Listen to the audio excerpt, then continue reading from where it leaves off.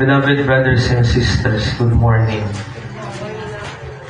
Ikitay tingal daw, rampakan tayo iti solemnidad ni Apo Jesus, as ari iti intero nga sa kalubungan. At iti kung punada nga comedy king, di ba? Christian na nga Dolphy. Tama iti action king. Sino di action king itayan? Ni PJ na nakadya ko na yung PJ? Tama mo, basta king. Aring king. At tama na kita sapul nga sapul ti ari. Sino na gijay? Ito mahilig ti 41. Diba? Ito kahit na ari. Mahilig ti baraha. O ano ti ari. Diba? Recently, ano na yung nabayad katamsat, na imatangan tayo, iti panagbalin ni William, diba, nagan na, DJ Ari, ti Great Britain, na nagbalin na Ari, iti Britannia, diba? Ato na iti pamabalaw kan ko na, iti nakita na, iti nag-sign ti ballpen na natintaan, kasi lang na buwisit, na nagsaot yan, na nasayaan. Ari na gito Ano digiti dapat digiti ari-ari ni pakidayaan, ari-ari ni pagchichismisan. Dapat digiti ari-ari. Nagito ari. Ito lubong tayo nalabsat, ito paggargarawan tayo nga lubong, ano digiti ari.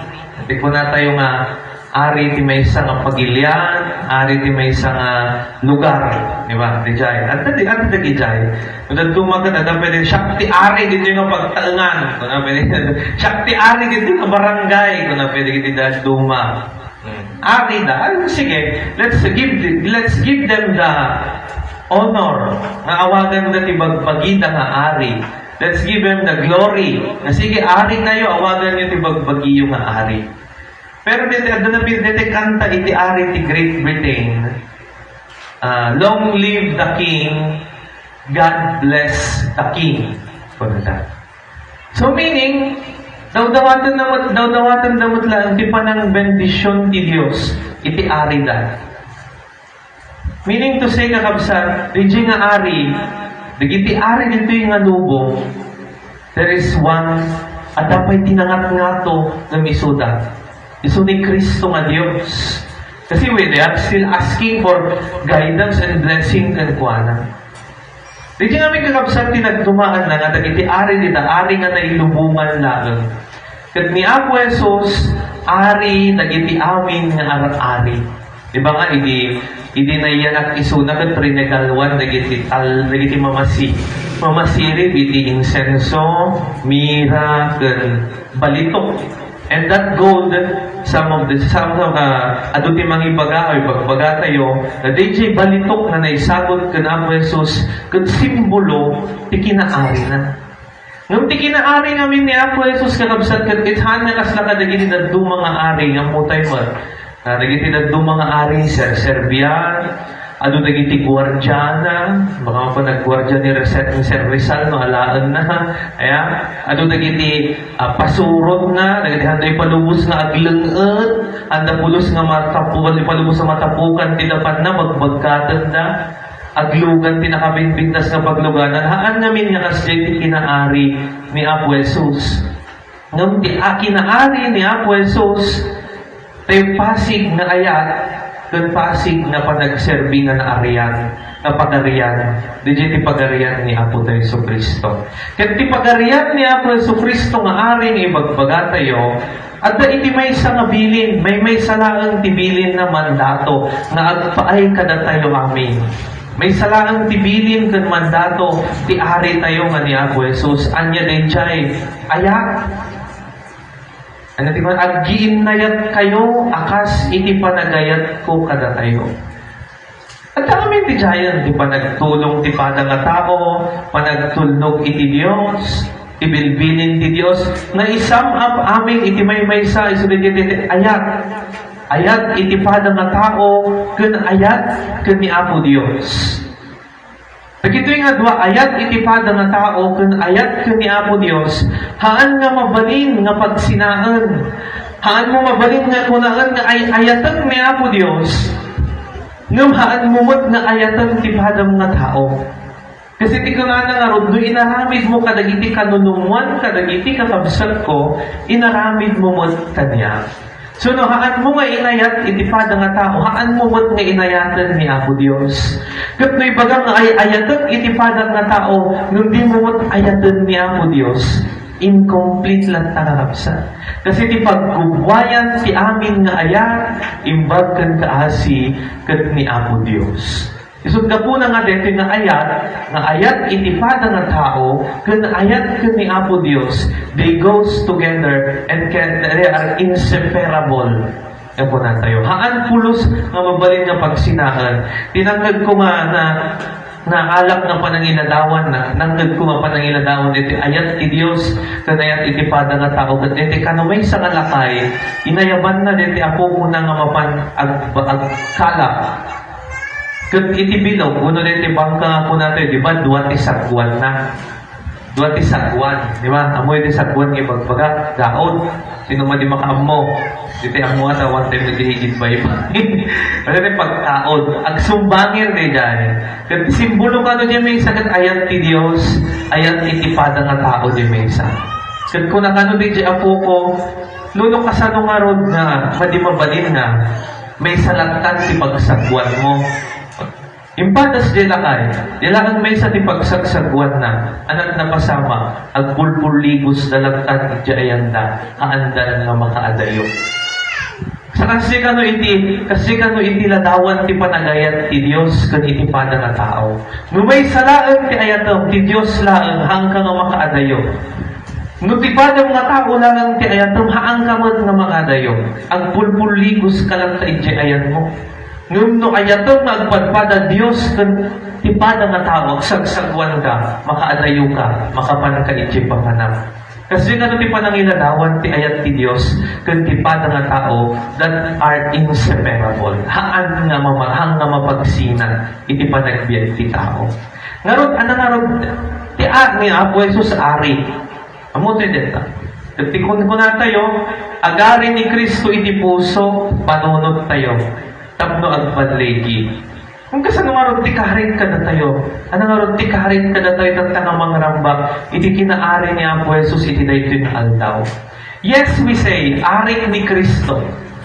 Bigbigan tayo nga ni Kristo, ari ti sa kalubungan, ari tayo amin. Pero sometimes, haan nga agar-ari ni Kristo.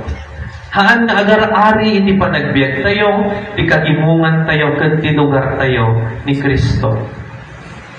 Apay, kung adulag tamot tinatangsi, adulag tamot ti chismosa, adulag tamot tinaagong, adulag tamot iti judgmental na tagtao, adulag tamot ti tagtaong handang amon, ti mangipakita, iti uray sang kabasit nga ayat. Isod ka po na nga awan, marigatan nga agari nga ta ni Kristo kong kuna.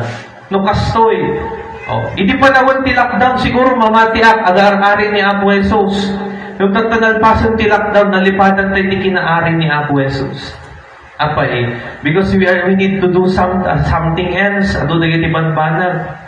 Iti, kung nato yung naroon, na ti pagarian ni Kristo, agbalay gilaang, no adda ti ayat. Ngum no ti agar-ari, kada ti kipasig nga kinatangsit, kina-pride. Diba?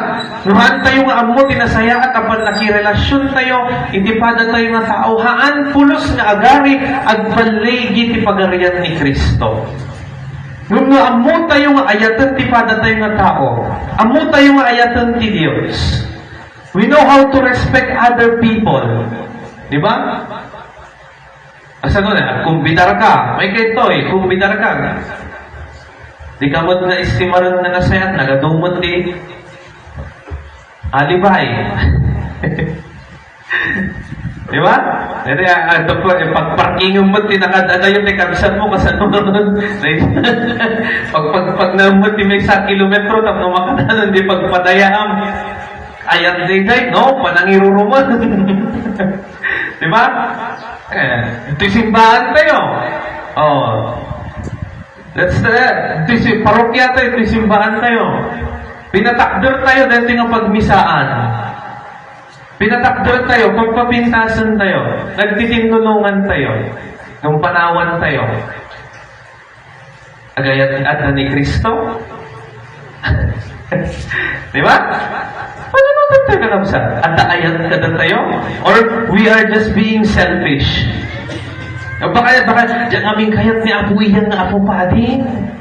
Then tell to the bishop, tapno sukatan na. Diba? Tapno agari latta dete ayat dito yung parokya. Agari latta ni Kristo dito yung parokya. Diba? Ante naging bubukod. Hain ka dito pa naging bubukod. Ano ti kayat tayo simurot ti panunod tayong isot mapasama. Haan nga kasi ti pagarian ni Kristo. Ti pagarian ni Kristo panagririn nespeto, panaggiinayat, panagtitinulong. Haan nga panagbibinukod. Ti pagarian ni Kristo at paay iti entero nga sa malubungan. Apay, di ba kuna, for God so loved the world. Anong yung baga nga, for God so loved those persons. But He said, for God so loved the world. Isod ka po na nga, pagarian tayo ni Kristo, napudno. Na talaga nga tayo, pagbigan tayo, nga ni Kristo kat ari. Masapod nga rin nga, pagarian tayo ni Kristo. Pagarian tayo in the sense nga agari niti ayat, panagtitinulong, panagkikinnaawatan, panagsisinaranay. Haan laan nga naging kabukbukudan tayo. Kasi may sa tayo nga pamilya. Ti pagarian ni Kristo at legit panaginayan ayat dun panagsisinaranay. Ti pagarian ni Kristo ag naamin di jay. Awan ti kinatangsit iti pagarian ni Kristo. Isod gabuna nga napintas ka kabsa, challenge ka na tayo. Ure na aglipayano tayo. Panagkay-kaysa, itisidong iti pagarian ni Kristo. That is the challenge ka na tayo kabsa. Hanto nagbalin nga natangsit, managing bubukod. Let us pray for one another, di pegayam. Di pa nagkikinararag iti pada nga tao. Isu ti mesa nga kang runaan abanag iti pagarian ni Kristo. Kaya, hanto nagbalin nga natangsit na managing bubukod. Tapno agari, pudno nga agar-ari. Amo yun, adda iti panagkay-kaysa ito yung simbaan. No, adda iti panagmaymay sa ti unag ti kagimungan, agar-ari ni Kristo. Ngunit dito may sinuwa, nung nasusigagat natangsit ka, dito bagimlagang ti kayat mo nga may daydayaw, haan agar-ari ni Kristo. Nung nagaramid ka tinasayaan, you are not expecting anything in return. Pudno nga ang balbalay di agar-ari ni Kristo. Tahaan nga sikat ti maidaydayaw nung ti Diyos na magbalin ka nga instrumento. Di siya kakabsa. Di siya ti kinaari ni Kristo. Kinapakumbaba, kinamanagayan-ayan, panagtitinulong, panagtitinulong. That is the very definition of the kingdom of Christ. Isod na po na kayat tayo nga pagarian ni Kristo. Dagito iti aramidan tayo, ti panagbiag tayo. Ayatan tayo, ti pada tayo nga tao. Kung ti panagayan, ti pada nga tao, at daamin kita panagrespeto, panagraam, panangtulong, panangsaranay. Ayatan tayo ti Diyos. Agkararag tayo, makimisa tayo. Tungpanan tayo, ti bilin na. Then goes again, nagsublimanan. Iti panagayat iti pada tayo nga tao, no mangrugi tayo amin, iti panagayat kita po Diyos. Beloved brothers and sisters, deta nga ron ti challenge kada tayo iti dito nga Domingo. Pagarian tayo ni Kristo, iti panagbiag tayo, iti kagimungan tayo, iti parokya tayo, iti simbaan tayo. Haan nga tayo ti agbalin nga ari, yung kadi ni Kristo, ti agbalin nga ari. Iti biag tayo, iti kagimungan tayo, then iti simbaan tayo. Amen.